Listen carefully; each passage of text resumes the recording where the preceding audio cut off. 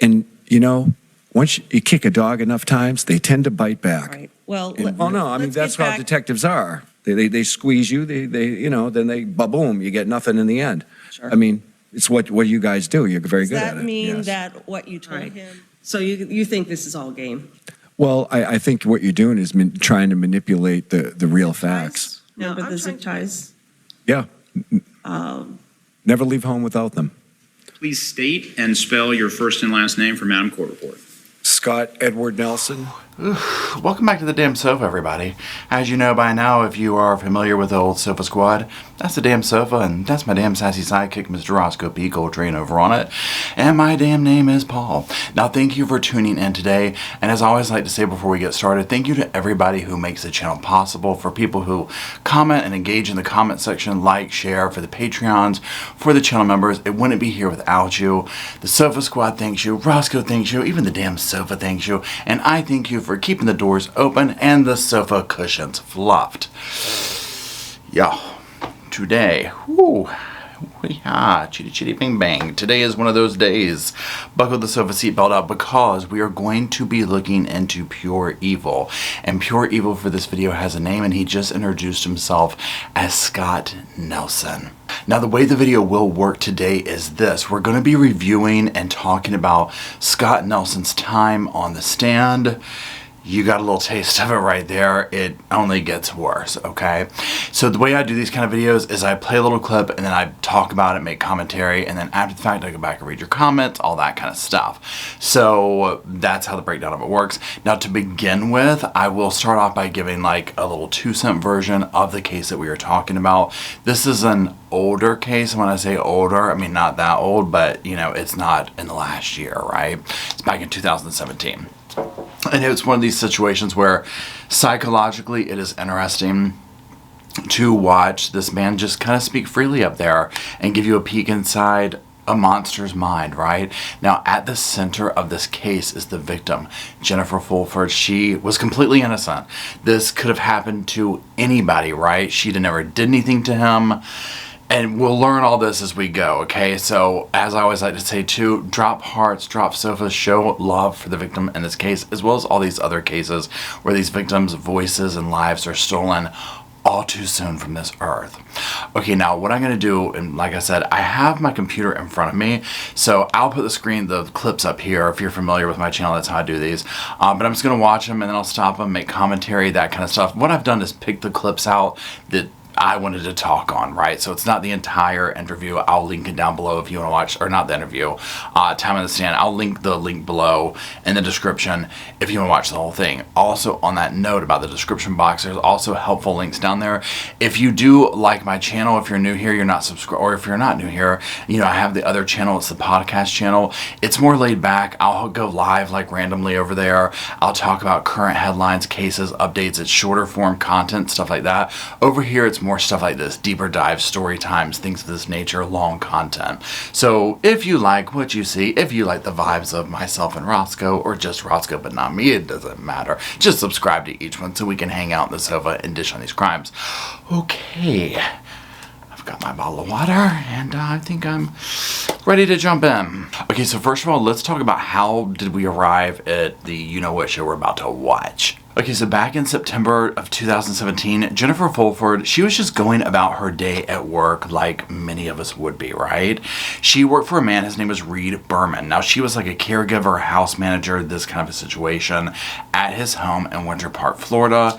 Now, UPS would deliver a package to this home, and when she went out to get it, the monster that we're talking about today, Scott Nelson, was laying in wait. He would force his way into the home with a knife. Now, Scott, as we'll learn through what we're about to watch, he was like a transient on federal probation, and he had a bone to pick with the wealthy residents of Winter Park. Now, Jennifer's world would sadly come to an end that day when she encountered Scott Nelson. He would later go on to have pizza using the money that he got from her bank account at an ATM, and even in his interrogation or interview with the police, he would describe it as a blood pizza, considering what he did to get the money. Now, Scott would also decide to take the stand in the trial, and that's what we're going to be glimpsing into today, is an ungrateful psychopath. Jennifer Lynn Fulford would be alive today had it not been for Julio Dominguez. And your reason for that statement, sir? I think the world should know that. Okay, so we're coming in hot on this one, right? Now, at the beginning of this, you might be thinking, okay, well, who is this guy? Who is this monster, Scott? Who has taken Jennifer's life? He's here to give us the real truth. Well, as we're about to learn, we'll find out who exactly this man was. And again, buckle up your seatbelts, because it's not what you're thinking. Can you tell me who Julio Dominguez is? Julio Dominguez is employed by the U.S. Department of Justice, United States Probation Office in Orlando, Florida. And how is he related to this case? Well, sir, he was my probation officer. I was on supervised release. Okay, so yeah, his probation officer is responsible. Now, let this be the theme setter, if you will. I don't even know if that's the same, but we're going to make it one for this video. One thing that we're going to see with Scott, and that we see with so many of these personality types, for those of us who are, watching this kind of stuff all the time, is he has zero accountability, okay? But he takes it to a new level of absolute delusion, right? Think Letitia Stalk, right? But I mean, in fact, him and her might be good pen pals, right? It's to that level, okay? So this is where we're starting off with. He's here to tell the world, to let everybody know that his federal probation officer is responsible for Jennifer's demise. All right, note taken. Let's continue. Have you ever been convicted of a felony? 6 of them, sir. Okay, more notes taken. We've got that, Mr. Nelson. Let's continue. And you moved to Orlando in March or May of 2017, correct? That's correct. And you came here and then you were under the supervision of this individual by the name of Julio Dominguez. That's correct. Okay, so the picture is coming into focus here, right? Gets to Orlando under federal probation by this guy that he's saying took the life, is responsible, all this stuff. So here we're going to go. Now, one thing to pay attention to during this is watching Scott's facial, his facial expressions, but also how he deteriorates slowly through the interview. One thing with the prosecutor, if you notice the tone of voice she's using, which if you know all the details of this case, it's hard not to speak to this man in disgust, right? But she essentially, to me, knows how to get under his skin, and oh, does she. And Mr. Dominguez, according to your statement, is the individual responsible for Jennifer Fulford's death. Yes. So the fact that he had to think about it for a second and digest the statement and still says, yes, very telling. Did Mr. Dominguez kill Jennifer Fulford? No, Who killed Jennifer Fulford? I did. All right. Okay, so we've got that clear.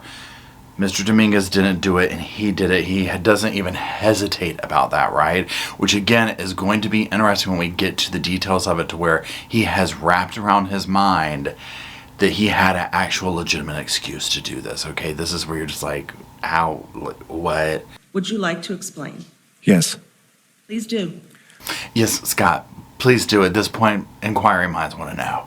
I was employed in Winter Park for a painting company by a alleged Christian family who took it in their interest because I was such a dedicated, hard worker, allowed me to live at their employment as well. Couple of things about that. First of all, notice when he was like, alleged Christian family, like he's exuding Christian values himself up on the stand at this point, okay, right? Secondly, look at how he started. Just in this one clip, you see the deterioration, that anger that lies beneath.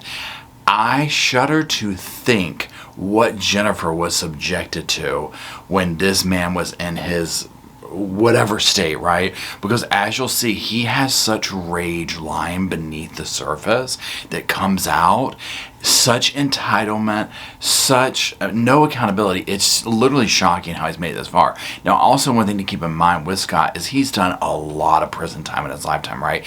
This is almost like he's like a career criminal, if you will. And one of the themes in this is that he has done this to basically be able to go back to jail and have them pay for medical care and all this kind of stuff, right? Which, I mean, honestly, I'm like, yeah, I believe that out of this guy. Prior to that, I had been homeless after being released from federal custody, thrown to the street, homeless with no money. I mean, that's how they do business. Now, again, I have no doubt that this can be the actual reality. I'm not trying to even negate that for some people, but for the person we're talking about today, Mr. Scott, I would go out on a limb and venture that he probably has burned every bridge in his lifetime to have no one to really to go back to. Probably also he did nothing to prepare for that release date, right? Where he's like, oh, they just threw me out and did all this. And I'm like, did you do anything to prep for that day? This kind of thing, because again, as you'll see, he has zero accountability. Everything is always somebody else's fault, including why we're here today. My federal supervised release officer, Julio Dominguez, after suffering on the streets of Orlando for many months with no identification, thanks to the Federal Bureau of Prisons throwing out my IDs. Let me interrupt you. Yes, ma'am. You said many months. We're talking about 3 or 4 months, right? Correct. Okay. Okay, now I like how the prosecutor has to stop everything and basically define, almost break it down to, let's define a couple, a few, and many, right? Because listening to him, I mean, I think I heard the Sarah McLachlan Arms of an Angel song firing up in the damn background, right? I mean, I've been on the street, they threw my IDs away, they did this, I was on the mean streets of Orlando, yada, yada, yada, yada, the whole 9 yards, and she's like, wait, we're talking 3 or 4 months. Now, again, this is not to negate that 3 to 4 months, it could be, I mean, a week, a day on the streets is a long time, right? And we get this. But again, with this guy here, who probably was doing nothing but trying to finesse the next thing, it is what it is. And What did Mr. Dominguez do to you? he made it a point to create a situation with my employer / landlord, which is one of the same, and he got me thrown on the street after months of suffering on the streets of Orlando. Okay, now in a minute, or probably the next clip or the next couple, we're going to hear what exactly, because notice well, first of all, obviously they're trying to set the questionings up and foundation and all this kind of stuff, right? But as we get closer to like what exactly did he do, okay? Because like Scott is great at like avoiding a question and walking in circles, and the prosecutor is also good. There are a couple of moments with her where I'm like, okay, yeah, what are we going here? Like, what are we doing? She's doing a good job at just letting him kind of speak as much as possible, because y'all, it will speak for itself. I mean, he's hanging himself up there, right? But again, the woe is me, the suffering, the this, the that, the probation officer got him thrown out. And again, I don't want to negate that these kind of situations can 100% happen. We hear about this happening to people who it should not happen to, right? Say they're trying to really rebuild their life. This kind of thing, this type of thing, this happens. It's legitimate. Scott is not one of those people. I just want to make that clear. Scott is not one of those people. Can you imagine being this man's probation officer? Can you imagine working with him? Can you imagine sharing a cell, a room, anything with this man? Oh my God. Put him and Diane Downs and Sarah Bone. I need to start a damn matchmakers thing up in here. Put them in a cell together. Let them talk each other to death. They'll do it in probably a day flat. So what he did was notify your employer that you were on federal probation. No, actually, Ms. Burdick, what he did was I satisfied the court's and the probation officer's criteria. I told them that I was in prison, and I named the felony, and they were happy with that, the family. That satisfied the court. He took it upon himself to, as he called it, a third-party perspective, and he went to the owner, and he used vulgar language and said, what are you, blank, crazy for letting this man live here? And you're going to let him work here? Get him out of here. And that got me thrown on the street.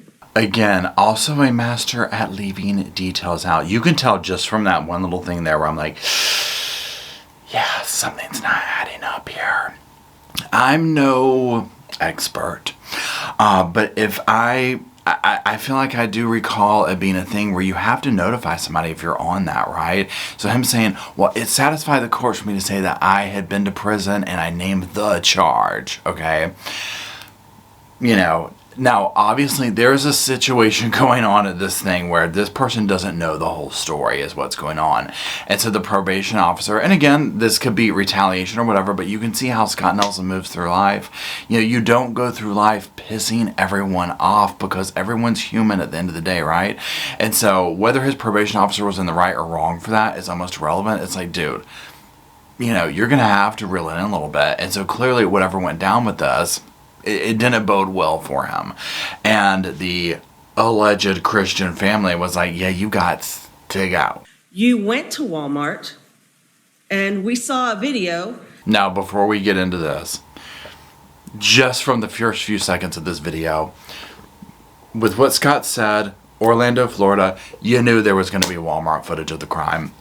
This is a damn given at this point. Of an individual making purchases at Walmart. Was that you? That was me. Right? And you used a check from that checking account and signed it right there at the register, correct? That's correct. What did you buy? A very long list of material, all different kinds of odds and ends. All right, well, a lot of it was cigarettes, right? Cigarettes are very expensive. Yeah, they are. Okay, checklist. Okay, we went to the Walmart for the murder kit. Part of that kit is a F-ton of cigarettes. We are going to need those for the alleged crime. You bought a pair of blue tennis shoes. Yep. Yes, ma'am, I did. You bought zip ties. Yes, I did. You bought duct tape. That'd be correct. You bought a knife. I sure did. Right? Anything else you remember?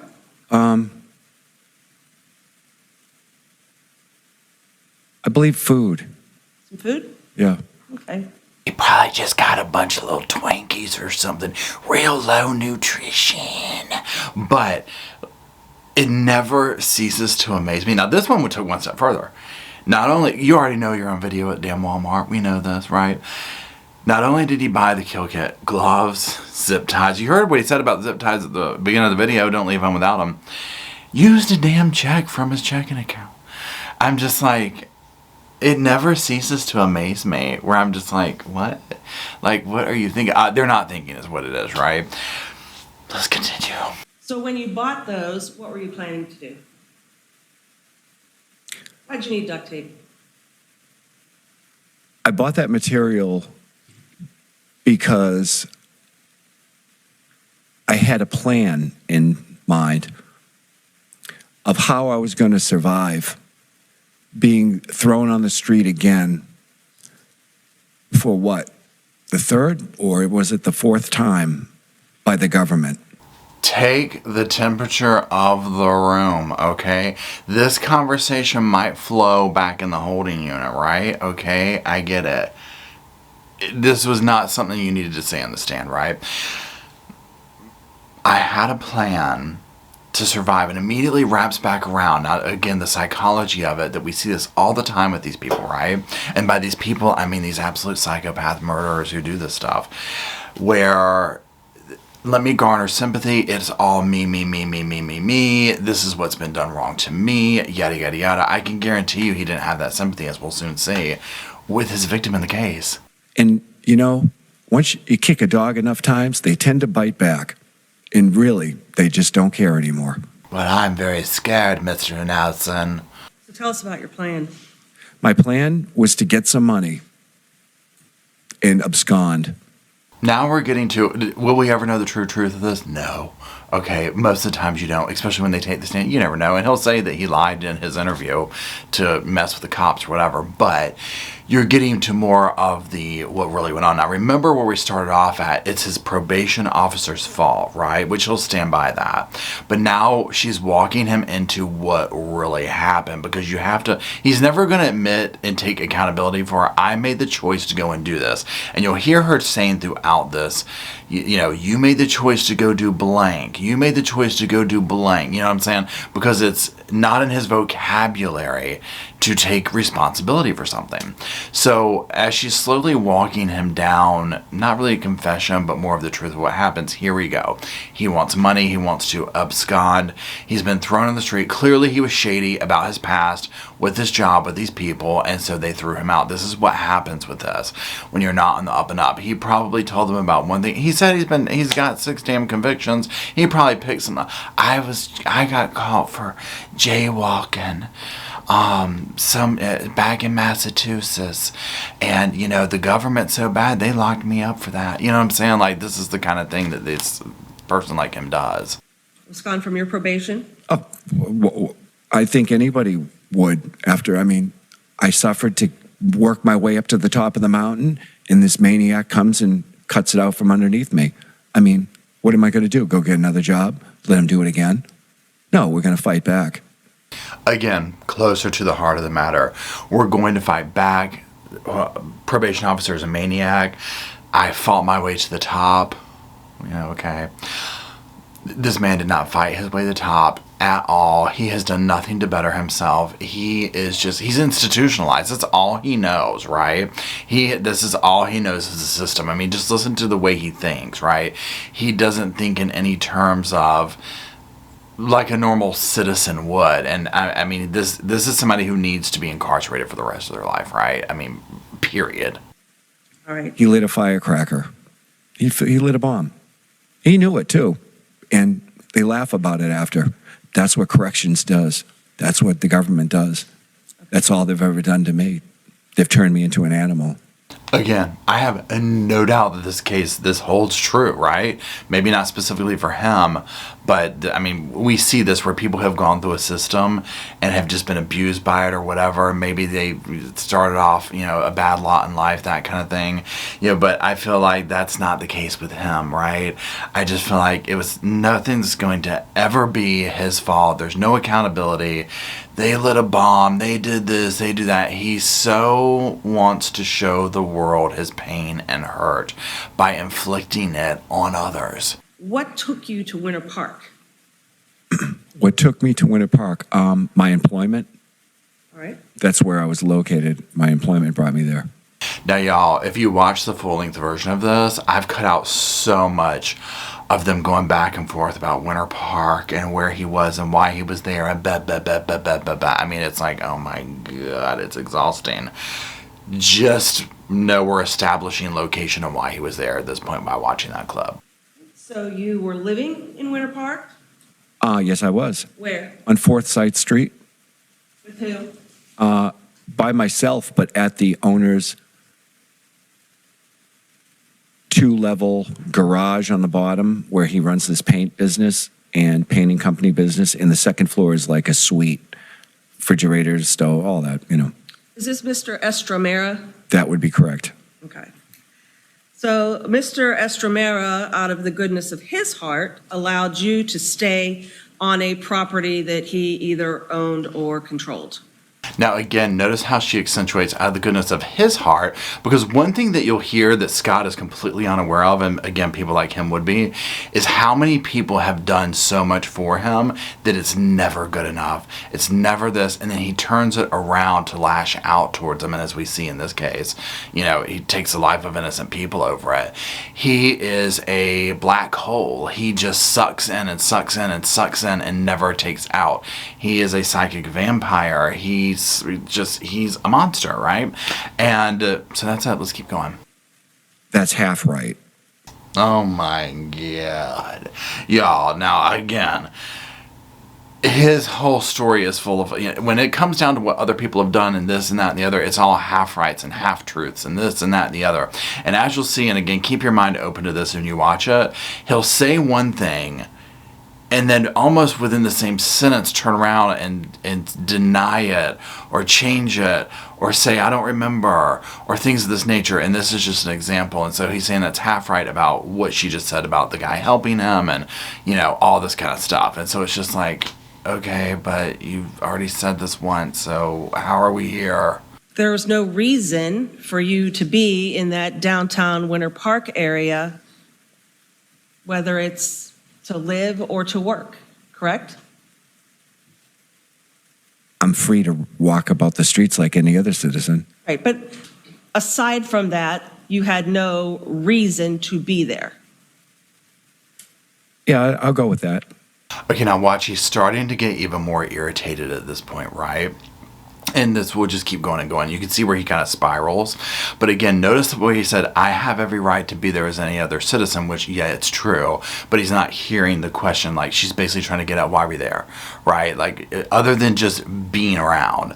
Now, again, remember, he's transient. He's used to being homeless, this kind of a thing.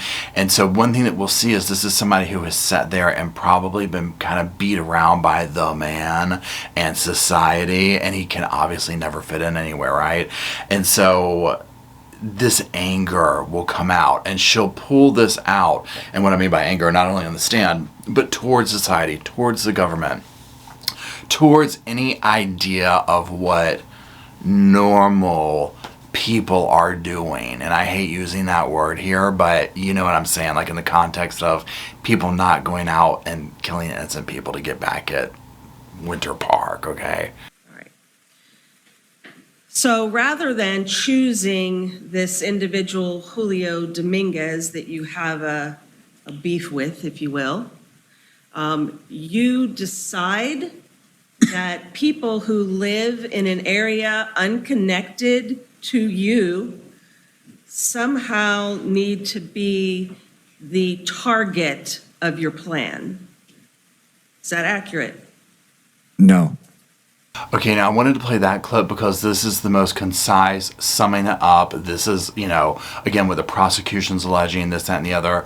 And you're going to hear him contort this so many different ways and agree to it. And I've cut out some of it just to get to the point kind of a thing, because the round and round and round you could go with it. But here he says no.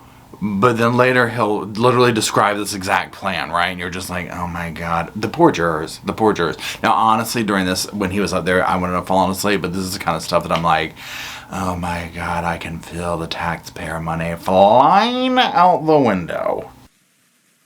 How then did you end up targeting Jennifer Fulford and Reed Berman? The owner of the painting business, Mr. Estamera, had known Mr. Berman and had introduced me to a family, another family, and they had a beef with Mr. Berman. And their name, Reed Berman, and the location of that home came to light.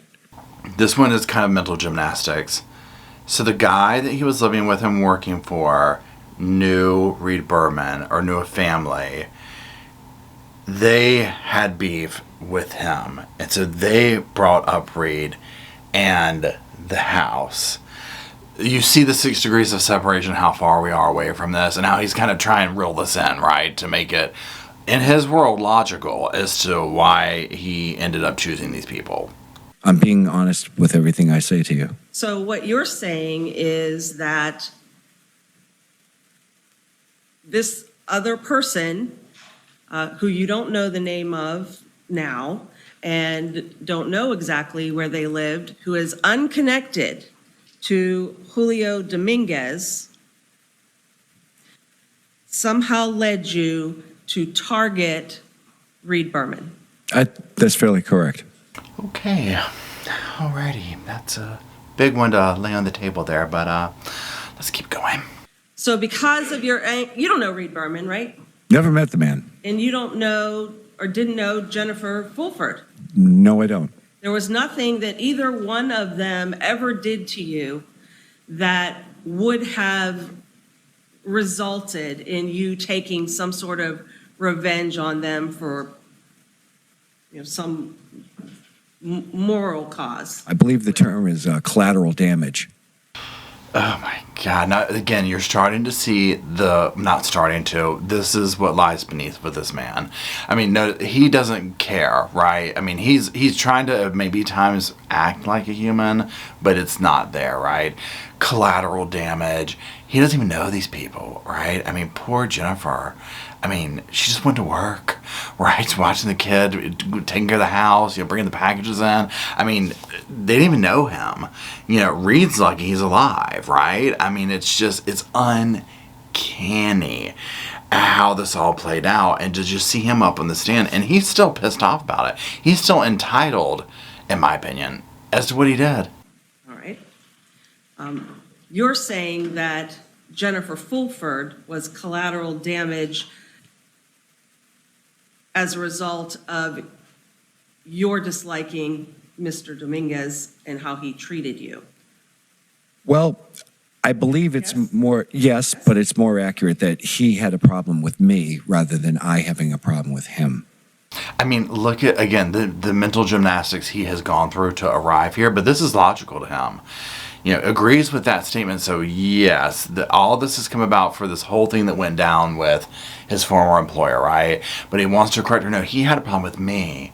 I didn't have a problem with him, which is probably the truth, right? I mean, I get that. Like, we've seen him say this, right? Clearly, he didn't have a problem with him. He was living at his place and getting a paycheck from the man, right? And earlier, when they talked about that check that he went to Walmart, he had $500 in his checking account. Now, I don't know how many hours he did to get that or whatever.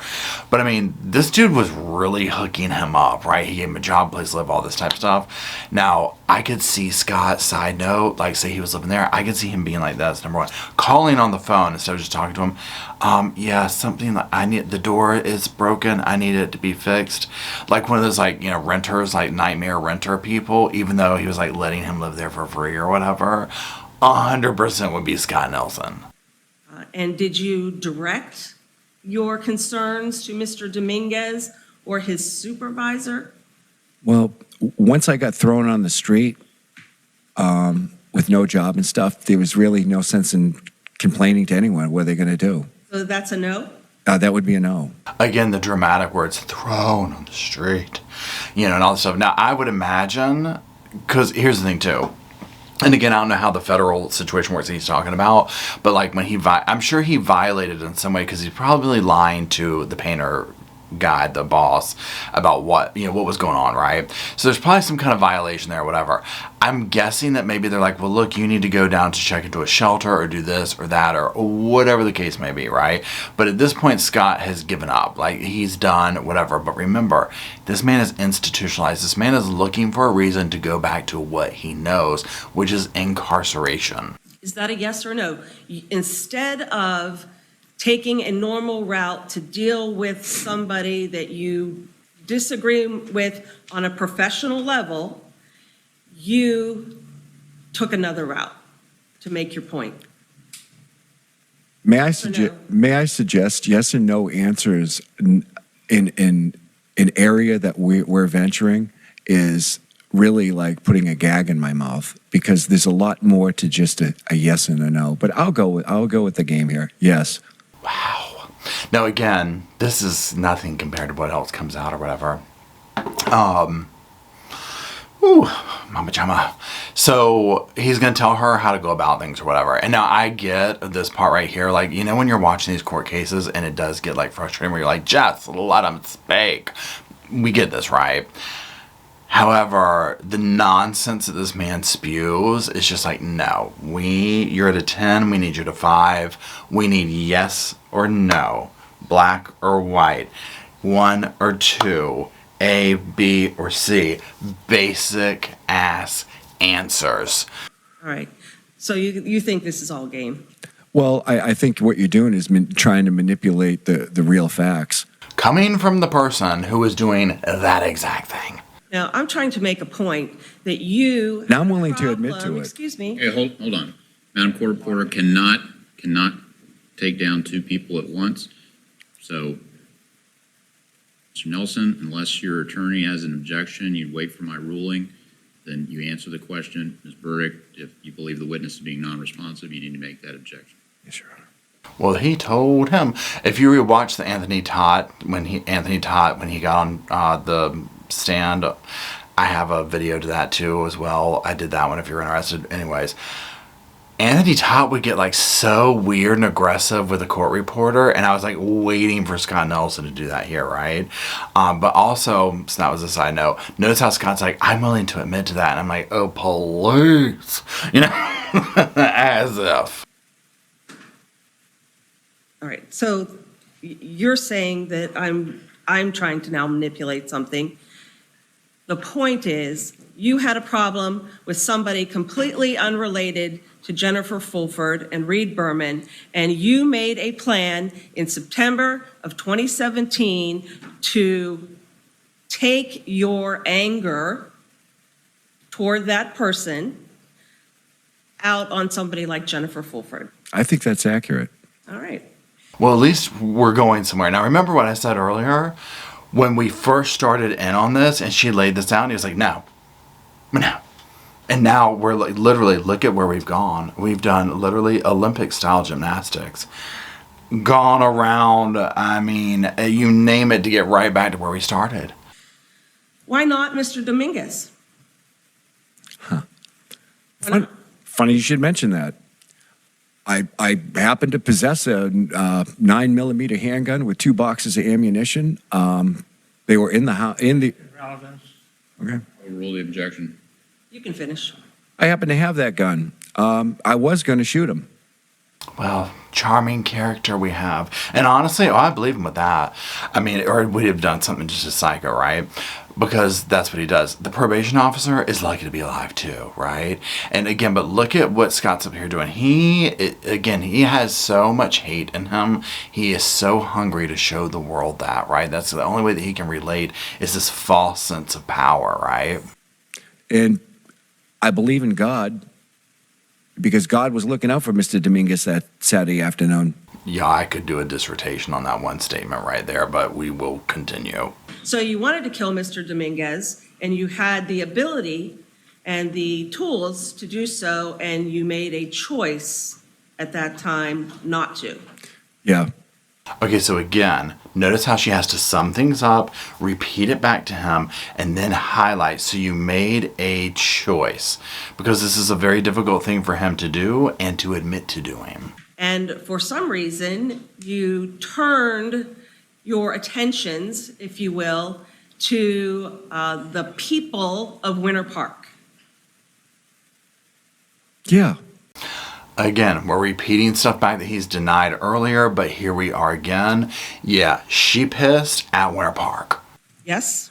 No, I never formed a plan to kill Mr. Dominguez. He walked into something and created a situation, and it made me give a certain thought into doing it, and the grace of God saved him. Cannot roll my damn eyes hard enough at this mess.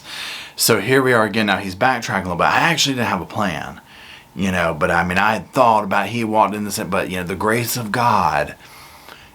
Honey, no. Again, go to your little jailhouse Bible study, talk about grace of God, all this type of stuff that saved a potential victim from you. I mean, please, right? Not up here on the stand, but he doesn't care. This is 100% about putting on a show for him. He wants to be heard. In September, when you went to the Walmart and acquired the knife and the duct tape and the zip ties, remember the zip ties? Yeah. Never leave home without them. Oh, he's showing off at this point. Again, he wants to show he's like that hurt little child that wants to lash out, right? But he's a dangerous adult, right? It's sickening. But you knew at least 2 weeks before Jennifer Fulford's murder that somebody was going to pay for how you've been treated. Objection, relevance. Overruled. That is very accurate. Again, coming at the same statement from many different ways of this is what he was doing. He was getting revenge, and it was like someone's going to represent all that has been done wrong to him, right? And unfortunately, it ended up being Jennifer. All right.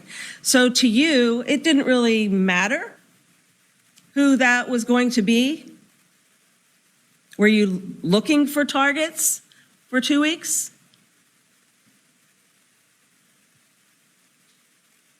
Yes. Okay, again, so he's admitting, I was looking for targets. It didn't really matter, so he was trying to find this out. Also, what's going on here is, any kind of hopes of trying to say that this was insanity or anything like this or yada, yada, yada, or any of that. There was pre-plotting done to this, right? This was not just some random, I'm walking down the street and, oh, here's this. There was some forethought put into this. All right.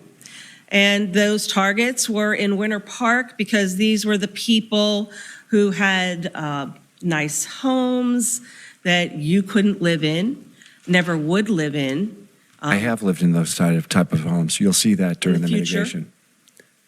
Okay, y'all, she hit a damn chord with that one when she was like, that you've never lived in, that you never would live in. And I 100% think she knew what she was doing because he couldn't let that go, right? He had to show, I have lived in those homes. Okay. Okay, Scott. The situation in which you found yourself in 2017 led you to believe, I will never live in these homes. Correct? I will never drive these nice cars. No, Ms. Burdick. Hold on. I'm going to overrule the relevance objection. I mean, again, that was just eating him up. He can't stand that. And again, this is what she's also displaying, is this disdain and anger that he has towards society, right? Because he is pissed off that he's not going to ever fit in. But really, it's like I don't think he wants to fit in with society. He wants to buck the system and get away with everything possible. He's a convict, right? I mean, this is just this mindset that this man is. What it reminds me of is, think Charles Manson. That kind of a mindset. Charles Manson was somebody who was in the system. You know, if you look into Charles Manson's childhood, his early days in the system, abuse, all this, if this is, alleged, this is all alleged or whatever, through the system and whatnot, but it's all he knew, right? It's what he knew how to operate in. He didn't know how to operate outside of that. I mean, for God's sake, look what happened, right? So here you have Scott with the same thing, this like anti-society, anti-government, anti-people, really. You're saying no, but do you remember the conversation that we played yesterday where you indicated to Brian Ferreira that these people in Winter Park, they don't give a crap about anybody who is not basically going to do something for them? Now that is 100% correct. And see, again, just unraveling this or whatever. If he's sitting here kind of living on the streets, doing all this, trying to get ahead, going to these rich people homes, working, all this kind of stuff. They don't care unless you're doing this. He strikes me as the type that would expects everyone around him and life itself to stop and do something for him. And if you don't, that means you're a bad person. Now, it doesn't matter that he is not going to ever do that himself. Again, like I said, he's a bottom feeder, right? It's just who he is and who he will always be. Okay. But instead of staying near Forsyth in Winter Park or going back downtown Orlando, you turned your attention and focus to people living in the wealthy sections of Winter Park. Accurate? No. So how'd you end up there? Now, this is an example. Has she not said this in so many different ways multiple times before this? And y'all remember, I'm cutting stuff out, like what you're seeing here. These are just clips that I've edited out to kind of represent a train of thought I want to show. And here we're back right at ground zero where I'm like, oh my God, it's exhausting. Imagine making a basic decision with him. Imagine him as a child, and you hear a breaking sound, and there's 3 children present, so you don't really know who broke the window. Oh my God. Luck of the draw. Random. Random. All right. Didn't you spend days there in Winter Park prior to this event? I had no choice. Right. Well, you had a bus pass. You can get all over the county with the bus pass, right? Actually, someone loaned that to me. Well, you got it mid-September. No, someone else did. All right, and then gave it to you? That'd be correct. All right. But that's you getting on and off the bus that we saw, right? I mean, I have to be somewhere, Miss Burdick. I'm sorry? I have to be somewhere. Right? What's wrong with being in the same town I'm employed? All right. But you chose this particular section of Winter Park. I think the more we have Q&A here, the further and further we're getting away from the reality of the matter. Well, Aim damn into that one. I mean, my God, but he also drags things away from it. Now, notice like the thing that she was talking about and in the beginning or whatever, where she keeps coming back to him being in this area, scoping it out and trying to walk him down this path. And at times he goes with it, at times he doesn't. But he says, I have to be somewhere. Now, to me, this sounds like what I read into the way he's describing it and interpreting what she's saying is he's coming from a transient type of mentality of being always pushed away from somewhere. You can't be here. You can't be in the sidewalk. You can't be in this park. Go away, go away, go away. And that train of thought of, I am allowed to exist, aren't I? I'm a human being. Can I can be somewhere. And he's coming up from that point and latching onto that to avoid the actual thing of, dude, why were you hanging out in this part of town that you really had no business to be in? Right? That you ended up killing somebody in. Like, let's get to that. You're not getting the real truth. You're getting some cited version of what you want to Refusing to answer the question. delineate. I don't even know what question you're asking me, Miss Burdick. Okay, now I'm not gonna lie. When I was watching it, I was like, I agree. I didn't even remember what she was trying to ask him. It's so convoluted at this point. I was like, yes, can we press the restart button? Can we just start off with the basic again? Yes or no? 1, 2, 3, A, B, C. Let's stick to the basics. I'm asking you at what point you turned your attention to this section of Winter Park to exact your revenge against Julio Dominguez. When did you decide that? Decide what? I'm done. That right there, if I was her, I would have been like, I need a damn break. If I didn't smoke, I'd be like, I'm taking a cigarette break. Okay, I'm done with this one. Exact what? I'm like, are you kidding me? But again, I think he likes messing with these people. Remember, this guy has nothing else to do, right? He probably knows and hopes he's going away for the rest of his life. He probably doesn't want the death penalty, but he just wants to, I mean, obviously this has been settled at this point, right? He just wants to go 3 hots and a cot, right? This is what this dude's looking for. And so he definitely got it, but he doesn't have anything else to do. He's just going back, to his little cell later, right? This is probably the most exciting thing that's happened to him in a while. That you were going to exact your revenge against Julio Dominguez, against somebody in Winter Park. I would say the night before. No earlier than that?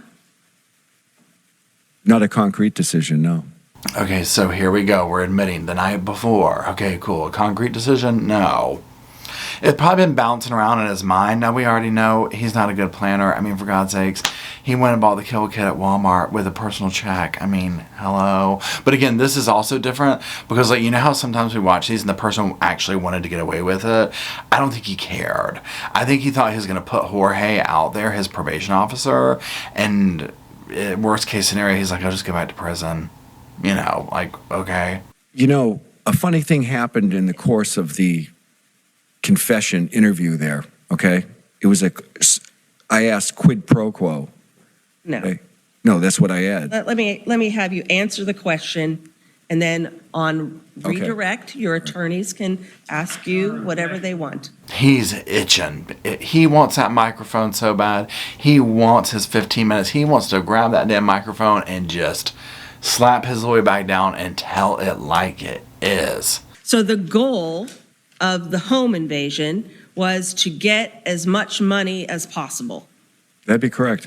And you chose, of course, the wealthy section of Winter Park because it stands to reason that those are the individuals that might have maybe a substantial amount of cash in their home.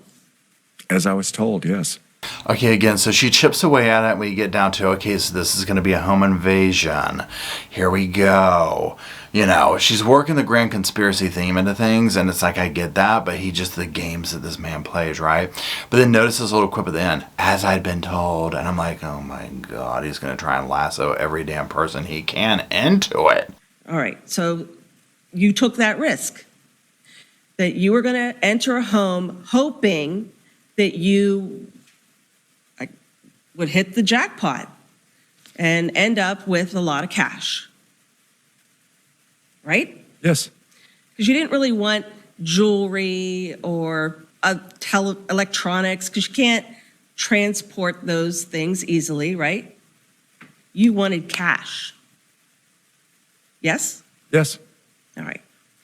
And there you go. I mean, that's literally what this comes down to. You have so many different things going on with him too. And I also get this sense that it's like there's this level of like embarrassment, because I think that he so bad wants to fit in with a certain echelon of life, right? That he wouldn't, right? It's just not, it's not in his cards or whatever. And it's almost like embarrassing to him to have to admit, like, I did a home invasion for money to survive. You know what I'm saying? Like that type thing or whatever. I could be wrong, but it's just a vibe that I get. Now, one of the things you told the detectives was that you saw Jennifer Fulford at this residence the night before. True? True. With the young boy. True. And the night before, you decided she was going to be your target. She was going to be the means by which you get yourself into Reed Berman's house. That'd be correct. Now, it's moments like this that just send chills down your spine that, of course, make you want to go back and rewind life and get out, don't go to work tomorrow, don't do that, because you know that this absolute creep was just lurking, right? Watching, scoping, this kind of a thing. He got some kind of intel on this house, found his way there, scoped it out, was probably doing this for quite some time, which he's not going to admit to. And he was hunting, right? He was hunting and concocting his plan to go back to what he knew best. A lot of what I told the detectives was untrue, because we started off with a quid pro quo, and they started weaseling out and playing their games, and it started giving me a little enjoyment watching them squirm. Because some of the answers I gave them, the blood pizza, come on. All right, so That's a lot of inaccurate information I gave them, because they weren't being forthcoming with my needs. They weren't trying to help me. They just wanted to squeeze me, so I just gave them a lot of BS back. Wow. Okay. Well, this also lets you know how much weight to put into what he's saying on the stand, right? But again, he is obsessed with coming off as smarter, one-upping people, all this kind of stuff. So I personally think that whatever he said in that interview was true, because his emotions, one thing, I'm jumping all around, so let me start with one thought. So one thing that you see, especially with Scott and other people like this, is there's oftentimes a, like an inability to control or regulate emotions and outbursts and things like this. So you see how he's getting heated and pressed in this right here, right? Well, imagine him going back when to doing the interview with the cops, to really who is probably more of a trigger for him than the courtroom itself, because the cops are representative of, you know, incarceration, the parole, all this kind of stuff or whatever. And so he's sitting here like, well, they weren't giving me, they weren't squeezing me. And I hate how he does that. It's just the mental image. I'm like, why do you do it that way? You know what I'm saying? But he's like, again, all back to him. They weren't giving me what I wanted. They weren't doing this. They were just squeezing me for information, not giving me, building into my needs. And it's, again, no thought process to stop and say, I just killed somebody, and they're trying to get that information. Maybe that's more important to them. God only knows what you know what I'm saying? Imagine this man begging for stuff in there. I mean, can you imagine having to deal with that as the cops? I mean, please. So, of course they're going to do that. That's what they do. You know what I'm saying? All right. All right. So the whole process in court, talking to detectives, it's all a sham. No, I wouldn't say it's all a sham, but they didn't get the real deal because they weren't giving me the real deal. And he really showed them. All right, so you were... I lawyered up when I met him. I had no intention. You were seeking a single cell. This is what you wanted from these detectives, right? A single cell, bottom bunk. I think And they told you, you know, we don't work here. We can't make you any promises. You remember that exchange? Now, of course, another one of these people who forgets that there's videotape of stuff. This is the basic stuff. He's trying to weasel out a single cell bottom bunk. I mean, again, what's sad about it is that Jennifer had to lose her life. That the family, that the child that was there had to be subjected to like this memory, all this horrible stuff, right? all for this man to just go back to where he wanted and immediately start weaseling. I want a single cell. I want the bottom bunk. I want this and that. I mean, I'm just like, listen to yourself. I mean, I hope he got the top damn bunk in an open unit. One of those you see on TV where like there are no cells. It's like everybody's just open. You don't remember that exchange? No, that never happened. All right. Believe me, Ferreira, he'd never say that.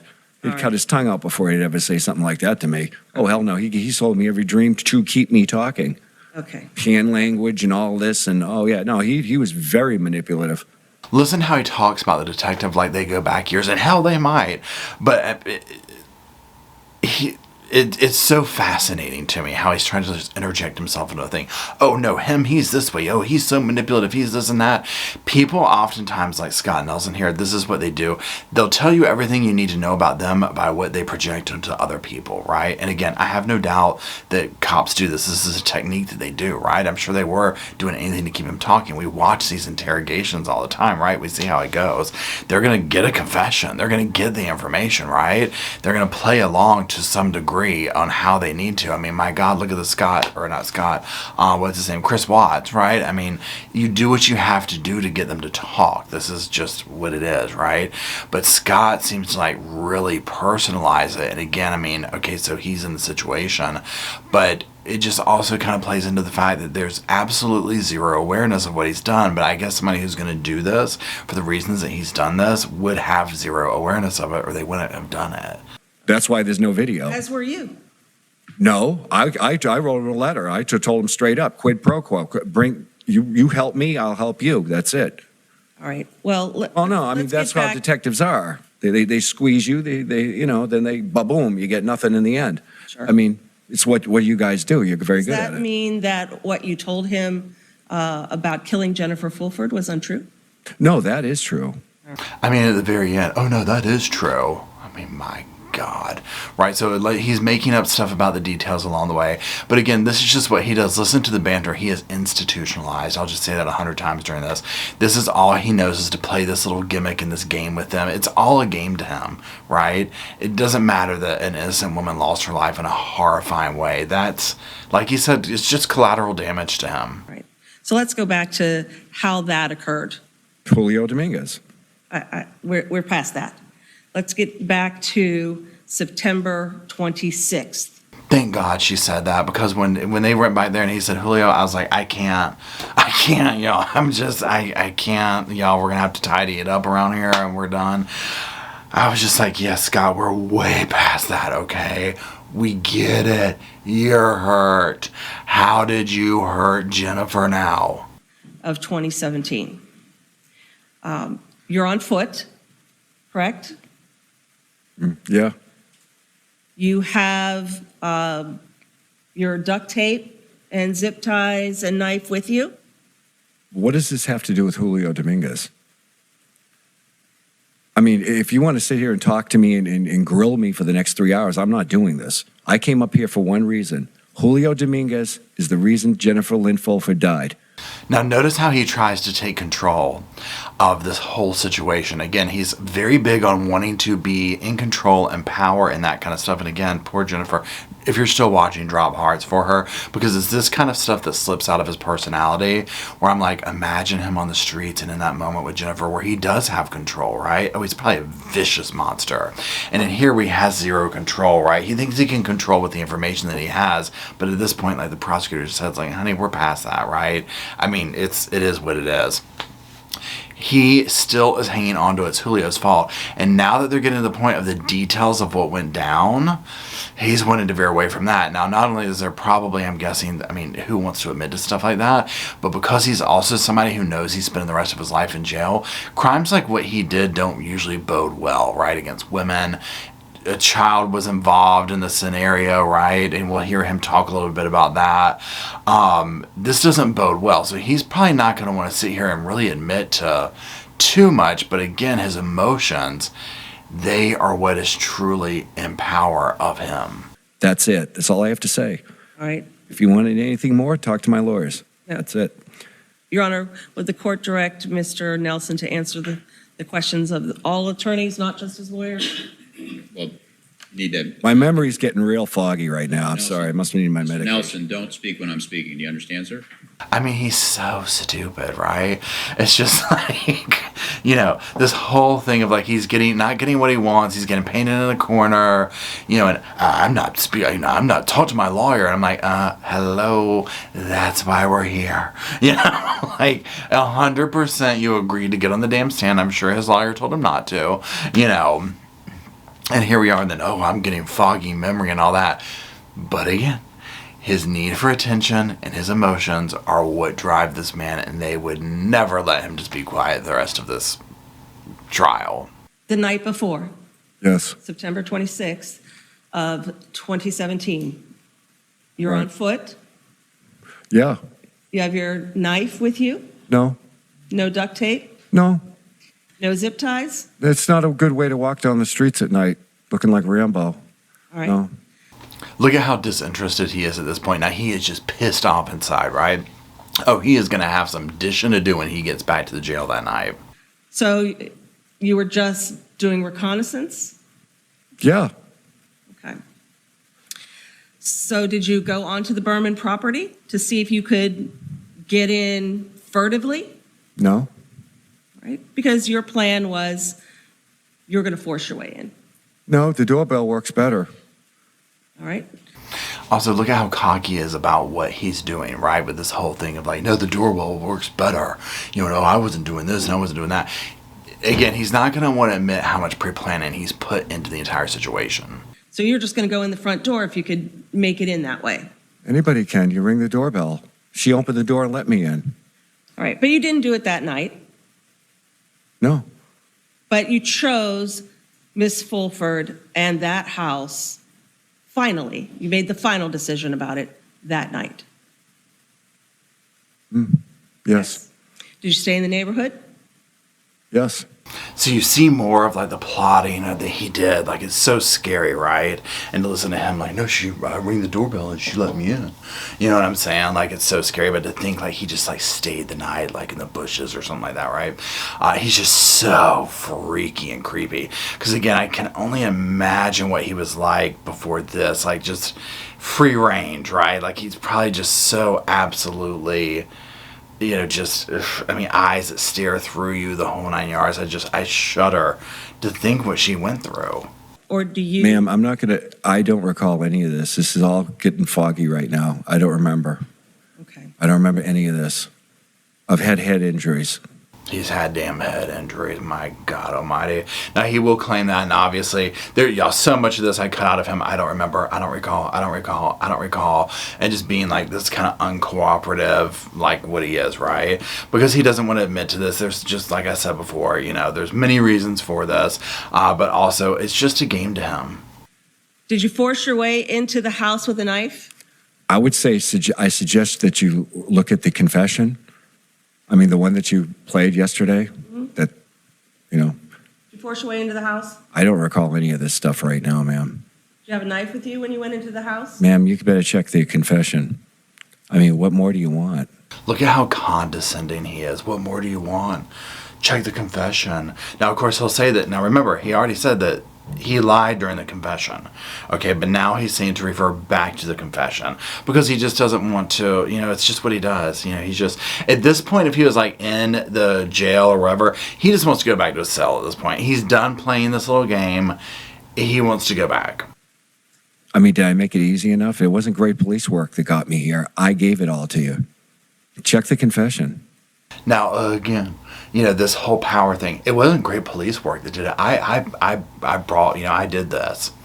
And hey, sometimes that works out that way where, they rely on these confessions, they rely on people coming forward. I mean, I get it.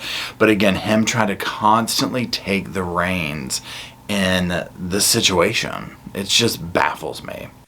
You got it. You told Brian Ferreira and Sharon Wagner that you forced your way into the Berman house at knife point. Was that correct? Ma'am, I just don't recall. He just doesn't recall. Remember how earlier he said that she let him in? He just rang the doorbell and she let him in? Yeah, I doubt that. Especially, I mean, we'll see how he looks on that day. It's like, please, she don't let you in. He forced his way in is what happened. But again, he doesn't want to say that. He's not going to admit to it. How long do you remember being in the house? 4 hours. All right. So you had Jennifer Fulford zip tied on the ground in the living room? No, Where? I didn't zip tie her in the house. Now, for all this, I don't remember, and this is foggy. He doesn't even have to think about it. 4 hours. 4 hours. And then, I didn't have to zip tie her. Okay. Okay. How did you subdue her while you went upstairs? She did what I said. Okay. Did she go with you upstairs? No, So she just stayed downstairs while you went upstairs and looked in Reed Berman's bedroom yeah, and didn't move? that's right. Why didn't she move? I know, ask her.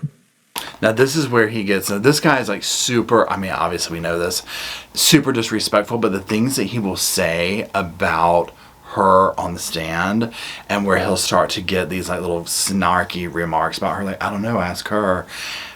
I mean, the poor woman's family and the watching and all that kind of stuff, it's just, it's so sad and it's so disgusting on his part. And again, I mean, according to him, we don't know, we can't really believe what he says, right? So let's find out more as to why she was not going to move. Why didn't she move? I don't know, because people do. Threaten her? Yes. Did you threaten the child? No. How could I? I didn't even know who that child was. Okay, so now notice her. No, how could I? You know he did. And that's probably why she did that. Again, he doesn't want to say that because it's going to make his time in prison even more worse.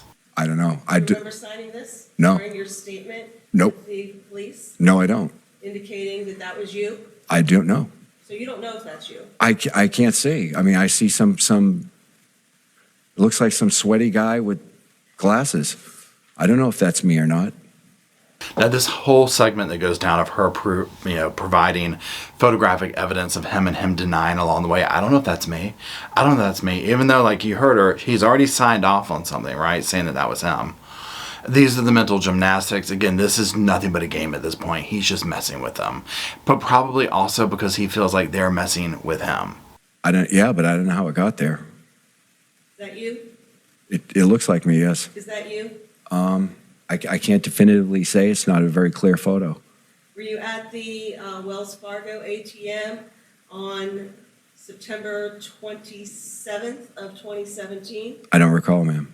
Again, just more of this. I don't recall. I don't know if that's me. Just more cat and mouse. Dreaming? Reed Berman slept in that bed a couple nights, and he didn't even know the comforter was missing. Maybe he took it.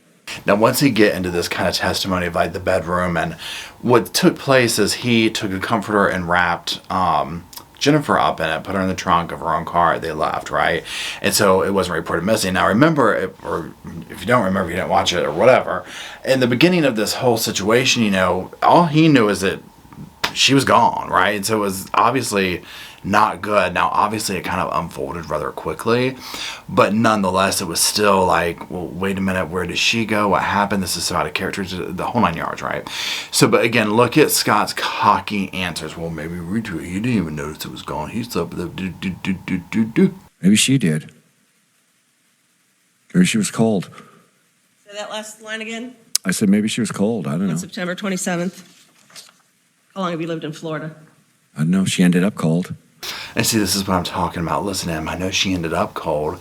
Absolutely no respect. And this is what I just don't understand when these people get up here and they continue to victimize the families, the loved ones, the people who cared about her. It's just, I mean, what's the point, right? What is the point? You already killed this innocent woman, and here you go with this.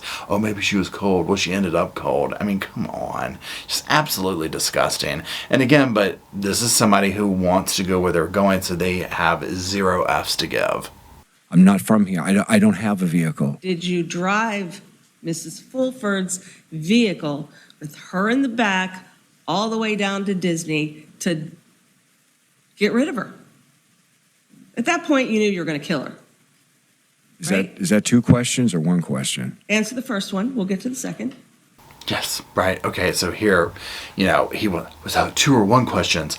But again, he knew what he was going to do. You can't tell me otherwise. And so this whole little argument that he'll fall back on what he's talking about from the beginning is he's not from Florida. He doesn't know what I-4 is, all this kind of stuff, because he'll deny that he took her car, that he drove it. He doesn't want to admit to any of this stuff, even though there's plethora of evidence that shows that it was indeed him, including him agreeing that it was him in other interviews. Did I drive? Yes, I did. All the way down. Why there? What were you looking for?